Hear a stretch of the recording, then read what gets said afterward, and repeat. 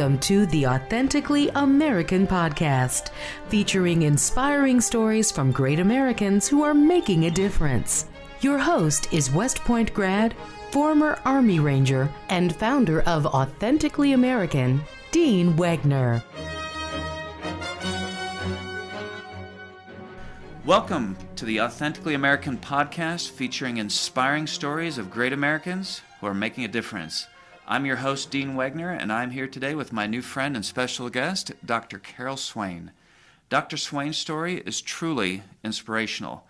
From the humblest of beginnings, she is now a conservative television analyst and a former professor of political and law at Princeton and Vanderbilt University.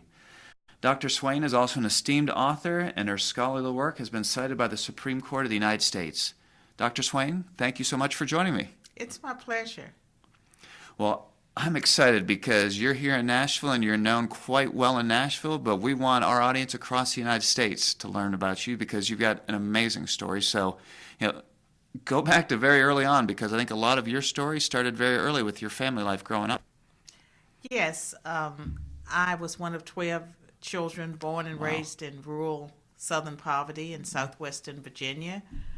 We all dropped out of school around the 8th grade. I married at 16, had my first child at 17, and earned a high school equivalency in my early 20s, went to a community college and got the first of 5 degrees, and became a university professor. I got early tenure at Princeton.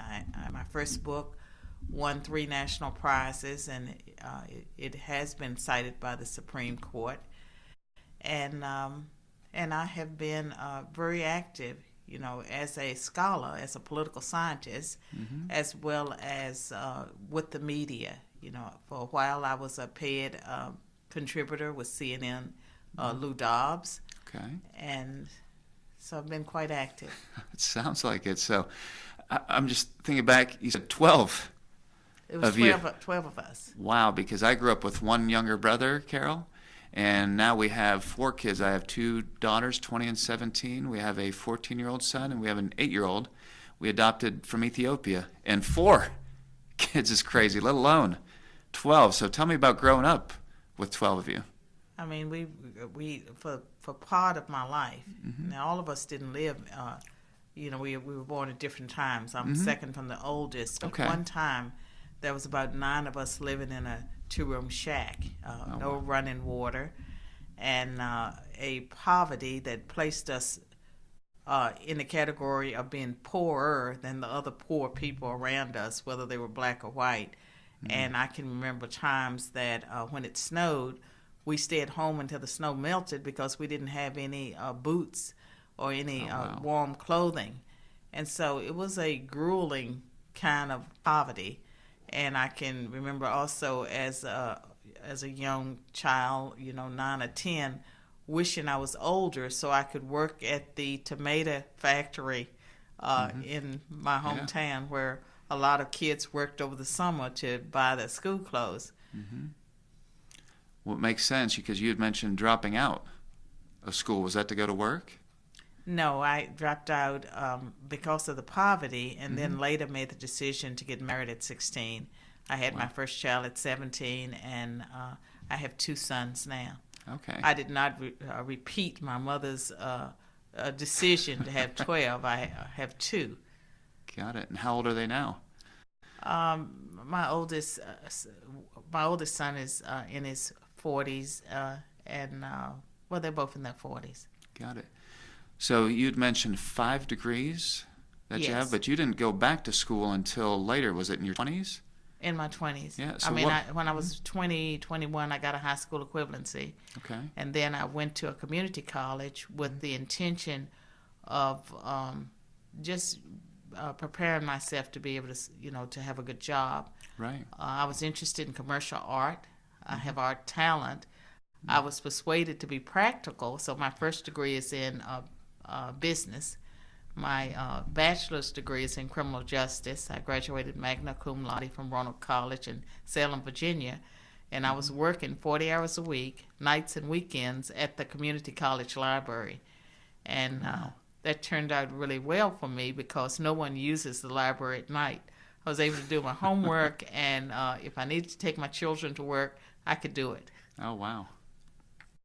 So fitting that, just thinking back, those stories that tie to what you've done, because most of your career has been spent in academia at Princeton and Vanderbilt University. So, but before that, I actually had real jobs.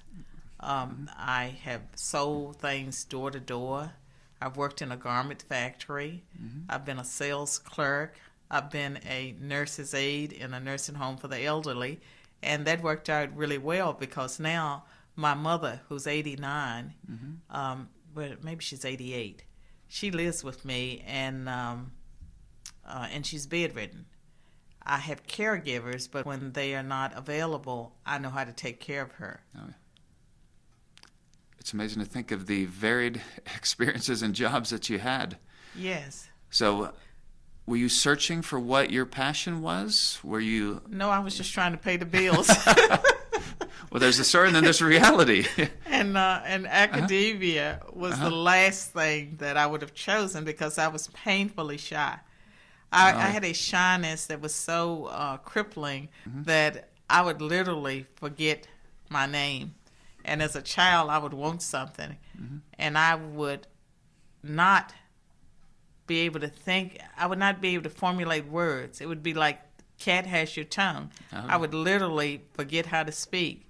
And when I started college, the class participation grade is usually 10%, and I was the student that was trying to get the A's, especially as in my bachelor's degree days. And I would write out a comment or a question, and then I would read it, and my voice would be quivering, and the paper would be shaking, and I was just terrified. And so becoming a university professor is not something that I would have ever imagined happening, but it turned out to be great for me because I didn't know about tenure, and since I grew into becoming a very outspoken person with views, that are challenging for other people at times, I needed that job security. So, on average, how large were your classes at Princeton and Vanderbilt when you were teaching? It just varied, depending on the topic. Because I always thought of my teachers growing up, whether it was in the high school or West Point was my undergrad or getting my MBA. I mean, they're giving a speech every day. They're up in front of the class, and here you are. I struggled at Princeton because I was trying to write out everything I was going to say, and that's impossible. There's no way. It was awful. But I had a Christian conversion experience late in my, not late in life, but between the time that I accepted my position at Vanderbilt in 1998 was when I accepted the position. I came in 2000, but God totally removed my fear of public speaking. And before that, I had an opportunity to be on Good Morning America with my first book, and I turned it down because I was afraid. Oh, wow. And with my second major book, which was The New White Nationalism in America, Its Challenge to Integration, and even though it has that title, it was a book that I interviewed some of the leading, you would call them, white nationalists, white rights advocates at the time. I did not personally interview them. I hired a white researcher who was also at Princeton. So I started to work while I was at Princeton. And so with that book, The New White Nationalism, I was in the forefront of saying that something new was taking place in America that was not the old-style white supremacy, that because of the identity politics and multiculturalism, there was this new group of white leaders, who were intellectuals. They were not using racial epithets. They were not espousing violence, but they were saying that white is like any other group, that whites are being discriminated against, that whites need leaders like, blacks and other groups. And they were saying, they were making an argument that was logical. And one of the people that was in the forefront of making that is a guy named Jared Taylor. I was fascinated by Jared Taylor because he was educated at Yale and the London School of Economics, and he's, when you meet him, he looks like a professor very polite. In fact, I invited him to come to Vanderbilt to debate a civil rights activist, and I and some of my students had lunch with him. Okay. Perfect gentleman. But the research I concluded with, we needed to move away from identity politics towards the American national identity, and that if we didn't move away, that we would have white interests and white identity, because it was impossible to logically argue that every other group had an interest, that we should all celebrate who we are and celebrate our pride and the things that make our group special, that this applies to every group except whites. I mean, this was 2002 when the book was published by Cambridge Press. I started the research in the late 1990s. And so with that book, I knew that I was onto something that was important. And I knew that I had to get over my fear of public speaking, because I felt like the message I had, my message was that we needed to move away from identity politics, and that there were some legitimate issues that were being neglected. And immigration was one of those issues that were not being addressed by the mainstream politicians. And because these issues, concerns about racial preferences, concerns about minority crime, these issues were not being discussed by the mainstream politicians. And so there were other voices out there making logical cases that I knew would resonate among our young people. And so now fast forward to 2018, and you see the alt-right. And the alt-right is not the same as the KKK and the neo-Nazis. Yeah. This is a very different movement, and it's a movement of white people saying, basically that they have interests too, that they're concerned about their future. And if you look at the mortality rate in America, whites have the highest mortality rate, and that means that more white people are dying than any other group. They're dying from suicide. They are dying from preventable causes. And so part of what I have done with my research is, like, my research in many ways has always been ahead of its time. Mm-hmm. And I attribute that to the grace of God. And I believe that part of what I'm called to do is to get out there and to speak and talk about things that make people feel uncomfortable. And probably what I just said will make some of your listeners feel uncomfortable. But we need to get over our discomfort and have some conversations, about these matters. And I think if we had the right conversations, rather than pulling us apart as a people, it will bring us together. And there's nothing wrong with nationalism that's part of the American national identity. That's who we are. And America is a country, that's not about a particular race or a particular ethnicity. It's about a set of ideals and values, that once held us together as glue. Right. Wow. And Carol, part of me goes back to the transformation, thinking of you, preparing for your Princeton classes and writing out word for word, and then you talked to your faith conversion. So tell me more about that story, because ultimately with that it sounds like we wouldn't be sitting here today and you wouldn't be doing what you're doing. My spiritual journey was a journey. Mm-hmm. And I can think about, as a child, I knew I was different. Yeah. I did not fit in even with my family, and I felt like I was a participant observer. In fact, my mother said that a lot of times I would hide behind furniture and peer out. Wow. I don't know, but I've always noticed things. Yeah. And I've always felt like that there was something I was supposed to do. And, as a child and as a young adult, I was very serious. I've always been serious. And even now, I'm learning how to have fun, but mostly I've just been a serious person. So spiritually, my family, on the maternal side, they were Methodists. In fact, they were Methodist pastors and missionaries in that side of the family. Yeah. But I grew up in a household that was totally unchurched. We occasionally went to church, and the one time that stands out to me is that my grandmother had put us in an Easter play, me and my siblings, and we had things to do, roles, and I had a poem to recite. And it was something about when I stood up there to recite that poem, the sun came through the window and it shone on me in a particular kind of way. And that day, I felt like I wanted to get baptized, but I didn't. Yeah. And so part of my journey after that was I studied with Jehovah's Witnesses for a while. And so, I was with them, believing the world was going to come to an end in 1975. And I was counting up on my fingers how old I would be, and I wouldn't have time to go to college or have children and all of this stuff. And I think that probably influenced my decision to get married, because if the world was going to come to an end, like I wanted to experience life. But in my early 20s, I just totally left religion. I just did not want to have anything to do with organized religion, but I was always spiritual. Right. I always knew that there was something larger than me guiding my life, but I would not have said it was, Jesus Christ or anything like that. I have always known that what we see with our natural eyes is not all that's there.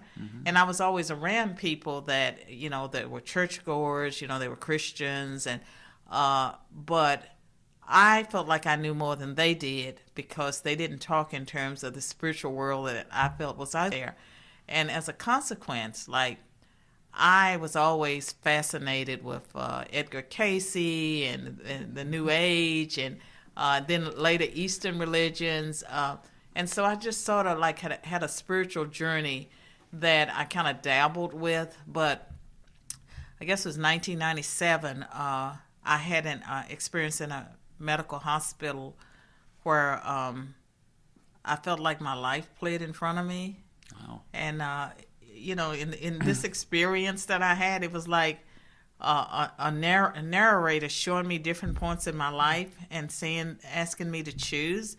And I knew that I was unsaved. At that time, I believed in reincarnation. And so I'm being transparent. I don't care what people say I'm loony or what. So be it. I embrace who I am and how I got to be that way. But I believed in reincarnation at that time. And so I was going through this experience where I felt like this narrator was showing me different points in my life and the choices that I had made. And this is where I was in the hospital. And I felt like I knew I was unsaved. I felt like I was being asked to make a choice. And I remember feeling like I was being told, you'll not be born again, you'll not be born again. And I was thinking, because I was thinking in terms of the Eastern stuff, that I had reached the top of my karmic whatever circle and I was not going to be born again. But I chose Jesus Christ in that experience, thinking I was going to die, because I'd always heard that right before you die, your life plays in front of you, and that's what I felt was taking place. And of course, I didn't die, but there was a black Pentecostal chaplain at the Princeton hospital, and that is very odd when you think about community being so highbrow, that you might, you would think you'd get Catholic, you'd get Lutheran, you'd get Anglican, but black Pentecostal? And so he showed up in my room and talked to me about Jesus, and there was a cleaning lady that threw a book about Jesus in my bed and said, "This is all you need." And and so that experience, the combination of that experience and then that pastor coming into my room and praying with me, and he actually arranged for me to get baptized. And I got baptized in a little church in Trenton in ice water in a metal tub in the dead of February or something like that. And I went to church for maybe about 3 months. It didn't really stick. I mean, I was never the same after that experience. After that experience, I developed the Swain religion. And the Swain religion was a combination of New Age, Eastern, and Christianity. And so Jesus Christ was incorporated into everything else that I had believed. And but I went to that church for about 3 months, and it was not a good fit for me because I tend to be quiet and shy. And I went to one of the services where they were dancing, and the pastor whispered in my ear that God was going to do amazing things in my life, and that terrified me. And so I stopped going to that church, but I was not the same. And God was doing something in my life. He kept sending people into my life. And then 1999, this was after I accepted the position at Vanderbilt, I went to New Haven and to get a fifth degree, and that fifth degree was in law. And while I was there, I just wanted to do something nice for a church. I wanted to give some money. And a person gave me directions. I have the gift of getting lost. And so he gave me directions, and I asked, can you recommend a church? I sat in the back of the church thinking that I answered the altar call. And I went to the altar, and I was sobbing, and I was very confused because I had planned out my day, and that was not part of the plan of that day. And then I went back to that church, and I went to the altar like second week. I'm at the altar sobbing again and just really puzzled because I don't know what's taking place. And then the third week, a woman put her arm on my shoulders, and she said, the Lord tells me you need a mother. While you're in New Haven, I'm going to be your mother. And at that moment, I knew it was God, because being raised as one of 12 and being an older child, I never felt I had a mother. I felt like I was always my mother's mother. Yeah, sure. And even now, I'm taking care of my mother. And so, but something happened in New Haven that when I left, I was a devout believer, and I got rebaptized because I knew my life did not belong to me. I knew that my life was not even about me, that God had given me my story, and then God just totally removed my fear of public speaking. And I've been talking ever since. Well, Carol, I knew there had to be a story behind that, and it's amazing. Wow, to think back that your first book, you had an opportunity to be on Good Morning America, which would have been amazing for your book. And I think, to the trepidation I had, we were invited to appear on Fox and Friends for Authentically American. I'm like, holy cow, 2 million people. And I spent countless hours preparing.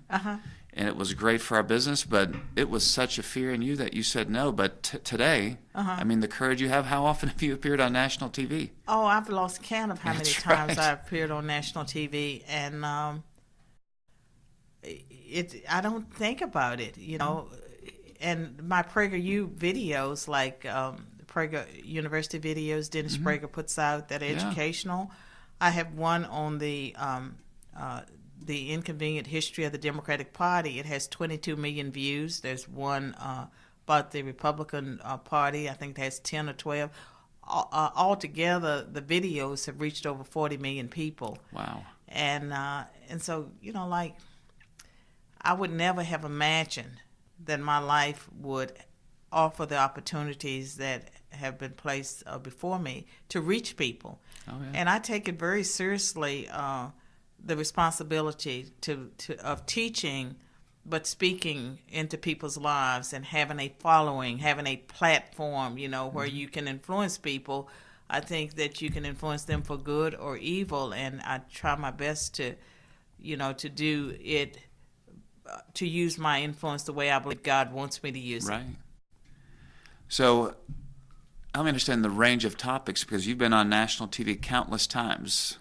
Is there a wide range of topics then? A wide range of topics. Here's what usually happens. I mean, when I was on Lou Dobbs, it was right after the Imus situation, where he had called the Rutgers basketball players nappy-headed hoes. And everyone, usually all the talking heads are saying the same thing. Yeah. And I had met Lou Dobbs maybe a month before that, and I had a book coming out on immigration. And I was hoping that I would be able to get on his show to talk about immigration. And then I got the phone call from his producers, and they said, Mr. Dobbs wants you on the show. And it was to talk about Imus's comments. And I believe I was the first person to say that I said that I made the connection between what Imus said and the black rappers that degrade black women every day.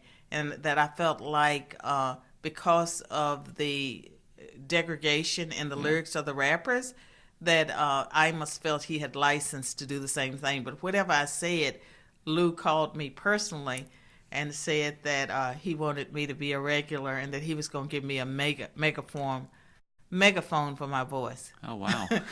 Yeah, and you know, like, he had me, I became a paid contributor for CNN, Lou Dobbs.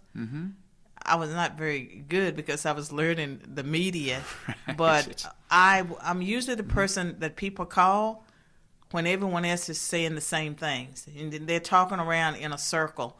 And then I come on and I say what I say, which is usually the right thing. That's right. And it's amazing, Carol, because from not having the courage to appear on national TV to not only now having the courage, but then the courage to speak a contrarian opinion oftentimes. I try to speak truth, and when I'm on national TV, usually I have a lot of people praying for me. I pray about what I'm going to wear. I pray when I was being on panels, and the seating was important, that I would be seated in the right position, that the right questions would be asked, and that I would have the response. And so that is part of what goes into most of the media that I do. A lot of prep. Getting ready. Spiritual prep. Yeah, absolutely. So I'm curious, I love your outfit, especially that big American flag that you're wearing today. So is there a story behind that flag? There's a story behind the flag, but I can tell you that when people ask me, how were you so successful? I've always believed in America and that I lived in the greatest country in the world. And my ability, I was the only one of the 12 to reach college and, to have this middle class lifestyle. I believe that if I worked hard, that I could overcome the circumstances of my birth. And so I'm very patriotic. And, if that means I'm a nationalist, then I'm a nationalist. I'm a Christian first. Right. But I'm very patriotic. But I used to wear a flag scarf. Okay. And one of the daughters of the American Revolution, descendants that's in my Sunday school class, right. She pulled me aside when I was running for the mayor in a special election. And she said that according to flag etiquette, that it's disrespectful to wear an American flag scarf. Oh, wow. They sell all kinds of American flag stuff, so I didn't know that. And she said, and we don't want anyone criticizing you for that. So here's this antique pen that I would like for you to have. And so she gave me the pen. And I haven't worn the flag since. Okay. Well, it's beautiful. So she's got great taste. Yeah. Fantastic. So you talked about the American dream because you've literally lived the American dream. Watching the video and hearing your story and hearing you touch on a little bit today. I'm still living the American dream. But I see things happening in America that I never thought I would see happening. And it worries me because the world that, my grandchildren, I have a great-grandson, the world that they are living in and growing up in is just so different. The America I know seems to be slipping away. So I think you're right because you are still, living that American dream. But oftentimes I think people would say, you know what? The American dream is dead. We're so divisive right now. This is not the same country that our forefathers envisioned. So how do we help restore that faith that the American dream still is alive in our country? Well, first of all, it's the rhetoric that comes from our so-called leaders, whether they're white or black, the rhetoric and the messages that we send our young people. I think America is still a land of tremendous opportunity for everyone. And when it comes, to the black population and, the concerns that people have, I think that if you look at the world, blacks in America are better off than blacks anyplace else in the world. And we are a land of tremendous opportunity, but it's almost like some people want to keep that a secret.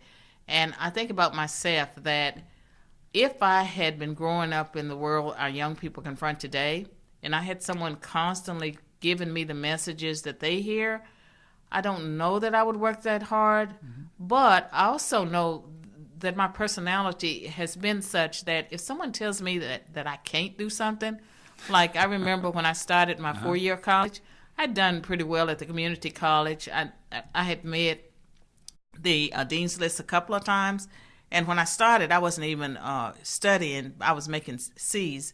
But when I started studying, then I was making the dean's list. Right. But my advisor said, don't expect to do as well, at this college as you did in the past, because this is a really hard college. And then I had other students when I started. This is Roanoke College, Salem, Virginia, Lutheran School, other students, black students, come to me and said, don't take this particular professor. He's a racist. I immediately signed up for his class. I was going to show him. Yeah. And he turned out, to be like one of my biggest advocates and boosters. And I made a B+ in that class. And then I probably took 3 other classes from him, and I made an A in those classes. And the thing about it is, he was a conservative. He was a Republican. And this was like many years ago. He told me that I was a Republican, and of course, I mean, I was not a Republican, but he told me I was, I guess, because of the way I was thinking. Mm-hmm. And I didn't actually become a Republican until 2009. After I had my Christian conversion experience, I became an independent. And so I was an independent for a number of years, and then eventually the circumstances, President Bush had appointed me, President George W. had appointed me to 2 positions. Mm-hmm. I was attending events with Republicans, and I was trying to be the researcher, the independent person. I'm going to throw rocks at both parties. At some point, I decided that maybe it would be better to join a party, the one that shared my values, instead of just throwing rocks, Right. at both sides. But even now, as a conservative Republican, I try to hold other Republicans accountable, and I remind people that I am a Republican because of their belief in God, country, and family, their platform. If they ever change in life, if they ever change that platform, then I'm out of there. Right. What's interesting is I get to know you better, Carol. There's 2 words that come to mind with me. One is education. The other one is service. And although you've changed careers in many respects because you were educating in the classroom, you've just got a different platform, it sounds like. You've got a national following with your podcast. I was called, I went to London to do debate analysis for the first Trump a debate. Uh-huh. And had to be interesting. I did, and what was interesting was he didn't do very well. He did badly, and they said, "Is it over for Mr. Trump?" And I said, "No." Yeah. And so I actually got it right, and Mm-hmm. so I have had I do have a lot of influence as a person, and I would never have imagined that. And I believe God has opened this door for me to speak truth to power, and I felt like when I left academia, that the Lord said, your classroom is the world. Mm-hmm. And that's how I see it. My classroom is the world. I think it's interesting. It takes great courage to be doing what you're doing, because when you take a stand, roughly speaking, half the people are going to with you, half the people are going to against you, and those that are against you are going to attack you. Yeah, I mean, I'm used to it. It's so much over the years. Like, people don't necessarily understand me, but I mean, Jesus was misunderstood. Oh, yeah. And so it's not about who understands me. It's like whoever will hear, like the people that's supposed to understand and hear will hear. Everyone, we don't all have to agree. We don't. Which, you had mentioned education. I think you're continuing to do that and using your platform to educate Americans on what's going on in our society. So the second one is service. And you ran in our special election for mayor of Nashville. So what was it that motivated you? People begging me. Must have been good beggars. I have always told my friends and the people that my followers on Facebook and Twitter. I mean, people have always said, run for office, run for president, run for this. And I've said the call on my life is to hold politicians accountable, not to be one. And I mean, I've never had a burning desire to serve in public office, but people kept coming to me, and I had written an opinion piece, Nashville needs a choice and not an echo. Right. And it was because after former Mayor Barry resigned or was forced into resigning, people were acting like the city was going in a great direction and this was the most tragic thing that had happened, and they were not dealing with the fact that there were a lot of problems in Nashville that were not being addressed, and we were Right. not necessarily headed in the right direction. So I wrote the opinion piece hoping that it would stir up someone else to run. I wanted someone else to get in. And then when no one got in that people felt like would be a good candidate, people started coming back to me. And it was Easter, April Fool's Day, when I was persuaded to earnestly pray about getting into the race. And what I didn't know was that Metropolitan Nashville was birthed on April Fool's Day, 1963. Was it really? Yeah, and Carol Swain pretty much was persuaded to get into the race. And it wasn't an April Fool's joke. Yeah, and so, I mean, I prayed about, when the person called me probably 8 o'clock at night on Easter, April Fool's Day, 2018, I got down on my knees and I prayed earnestly, and I went to bed. And when I woke up the next morning, I had my blueprint for Nashville. I jumped out of bed and I started writing everything that I thought needed to be done for Nashville. And then I picked up the phone and I called this person, and he said, oh, that's wonderful. We think we can get you in a runoff. And I said, runoff? I'm running to win.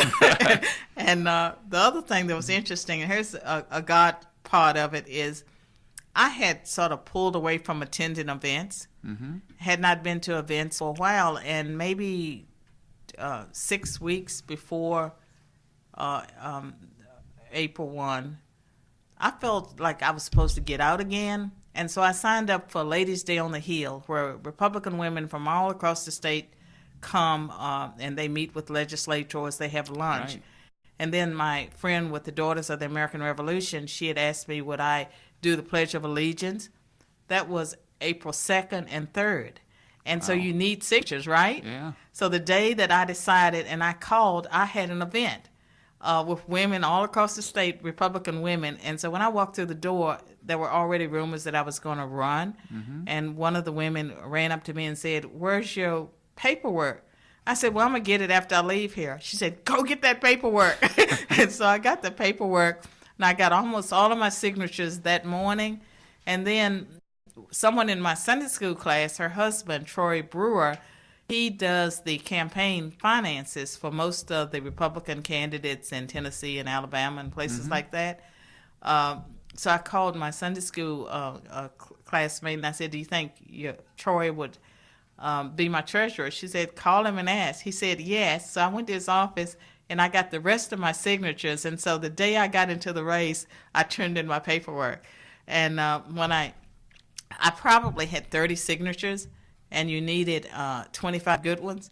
And so when I showed up, the lady said, well, you need 50 signatures, and some of these may not be good. And I said, I think these are good. Yeah. But I guess if you're a Democrat, you need 50. All right. So ultimately, David Briley was elected. And are they still begging, Carol?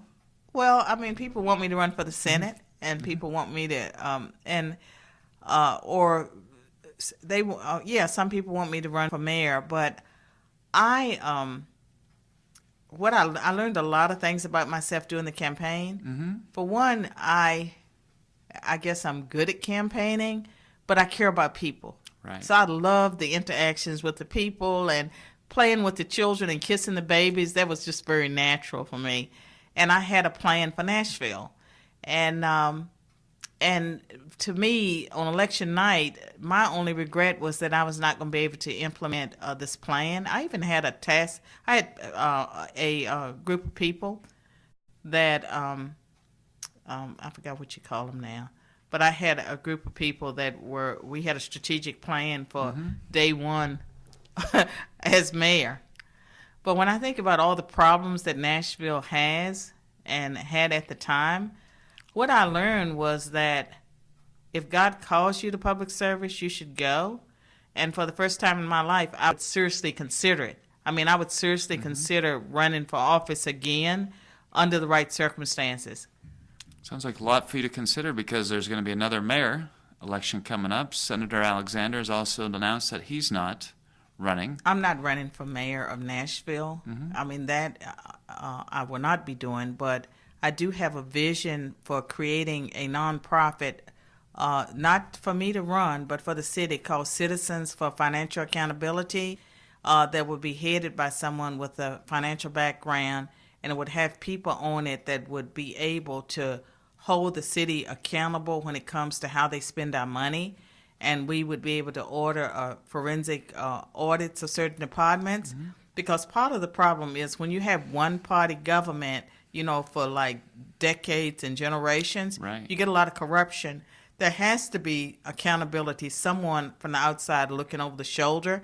And if Metropolitan Nashville is not going to be a place where conservatives can have influence or they can get elected for office, you still have to have a way for accountability. And so this would be a nonpartisan group. Okay. So I hope to meet in January with people that are interested in reform, and hoping that, if we work together and lay out this blueprint for this organization, that it would become maybe like the Beacon Center, but its focus would be local government, holding it accountable, the school board, and these areas where there's a lot of waste and corruption, but no one really holding them accountable. Got it. So lots for you to be thinking about, considering for the future. Yes. So 2 last questions, Carol. One, how many books now have you written? Well, it depends on how you count. Okay. And so it could be 8 or 9, but I have a new one, 9 if you count a study guide to one of my newest book that's out today is Debating Immigration, the second edition of a book that Cambridge published a few years ago. It's a collection of essays, and it was written since the Trump election, so it deals with President Trump's plan. And so that was published in August. But I have a new book that's going to be released in January. It's an ebook, and it tells a little bit of my story. The title is From Democrat to Republican, A Southern Black Woman's Journey to Freedom. Oh, wow. And so it goes, and it's short. Like, it's something that a person would be able to download free. I'm going to give it away for 3 months from my website, and then would be able to read it probably in an hour or so. So if our audience wants to get a hold of this free book, Carol, how do they get it? Is it on your website, and how else? It will be on my website, but I would encourage people, if you want to know what I'm doing, and I'm constantly speaking to the issues of our day, and sometimes the media that I get is because of something I tweeted or something I put on Facebook. They can follow me on Facebook at Prof.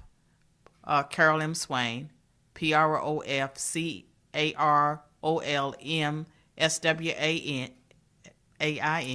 Swain, on Twitter at Carol M. Swain. And then I'm a regular columnist for a newspaper called the Epoch Times, EPOCH Times. And I post my articles on my blog page, BeThePeopleNews.com. So BeThePeopleNews.com is a website where I post my podcasts. I have a new podcast called Be the People Podcast. I have the podcast. The free book will be on that website, the Be the People News website. And and if you want me to speak, you can go to the CarolMSwain.com website. So a few different options to get a hold of this free ebook. Yes. Fantastic. So one last question for you, Dr. Swain, and this is about our business. So at Authentically American, we see this as a way of life and really the spirit with which we operate our business. So what does it mean to you to be authentically American? It means to be me. I think to be authentically American is that you buy into what America is supposed to be as a nation, not some politically correct version of it. It has to do with our Constitution, our belief in individualism and free markets, our belief in freedom of religion, freedom of speech.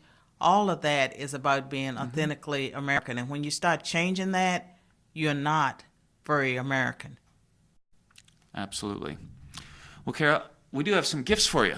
All right. Before we go, and you said you're working on having fun, so we've got a fun gift for you. All right. That is Authentically American, which means it's made in USA, so socks are always a fun way. So these are very nice. So when you're feeling a little more conservative, traditional, so we've got a black and gray version. That's the Stars and Stripes. But if you really want to get crazy and really have fun, this was more the red and white. I'm sorry, the red and blue version. Oh, all right. Okay. All right. So, thank you. And these, Carol, are Authentically American, which means they're made in USA. And these socks specifically are 100%. The cotton is from Carolina, and they're knit in Carolina. All right. And then one last gift for you. As part of our business at Authentically American, we're passionate about giving back. And we support 2 veteran charities. So the first one is the Folded Flag Foundation, who take care of Gold Star families. And then we also partner with Reboot Alliance to donate 10% of our revenue. And they have a faith-based PTSD program that supports not only veterans but first responders. So what we've done is made a donation in your name to both of these organizations. All right. Thank you so much. Well, it truly was an honor to hear your story, and thank you for joining us. Thank you.